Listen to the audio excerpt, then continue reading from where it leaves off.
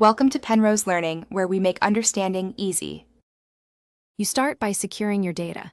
Make a local iTunes or Finder backup and an iCloud backup so you can restore settings and apps. Once done, check Apple's signing status for the target iOS. If unsigned, rollbacks may be impossible. Make sure you have the correct IPSWA file for your exact iPhone model and place it in an easy-to-find folder. Finally, connect your iPhone via a reliable cable and keep the Mac or PC awake. Don't proceed without the backed-up copy. You'll now trigger the device's DFU or recovery mode.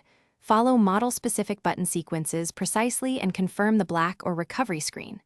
Then, on Mac use Finder or on Windows open iTunes, hold Option Mac or Shift Windows while clicking Restore, choose the IPSWA you downloaded and start the restore. The software will erase and install the selected iOS. Be patient and watch progress bars.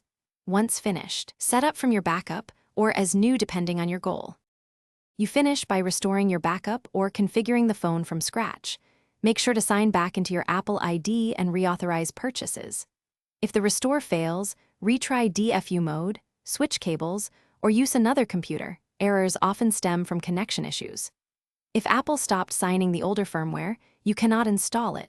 Your option is reinstalling the current iOS or contacting Apple support for guidance. Keep your device charged and avoid interrupting any reinstall attempts. Thanks for watching. If this was helpful, leave a like and consider subscribing. See you next time.